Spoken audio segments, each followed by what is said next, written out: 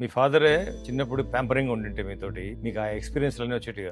Maybe because my father అంత చిట్టుకున్నాడు కాబట్టి నేను రెబలియస్ గా అయ్యాను. ఎక్స్పీరియన్స్ అనేది అవుట్ సైడ్ ఎక్స్పీరియన్స్ కానీ what ever maybe Ah. Pampering అంటే మీరు ఇంట్లో కూర్చునేవాళ్ళు, మీకేం తెలిసేది కదా సొసైటీ గురించి కానీ సోషల్ గురించి కానీ. ఎక్కువ ప్యాంపరింగ్ లేకపోవడం వల్ల, చిట్టుకు ఉండడం వల్ల, సో బయట ఎక్స్పీరియన్సెస్ అంతా చిన్నప్పుడే మీకు అడ్వాన్స్ అయిపోయింది. మేబీ అయ్యొచ్చు. డిగ్రీ తర్వాత మరి నాదేంటంటే I want to be lecture like my father. ఎందుకంటే I have a very confident person that I can talk to anybody any time on any subject. 10,000 మందిలో నేను జంకు లేకుండా మాట్లాడతాను. సో అట్లా నేను I did my masters in electronics. చేసిన తర్వాత నేను అప్పుడు చేసేటప్పుడు మా నాన్నలాగా మా కాలేజీలో లెక్చర్ అయిపోతాను అనుకున్నాను.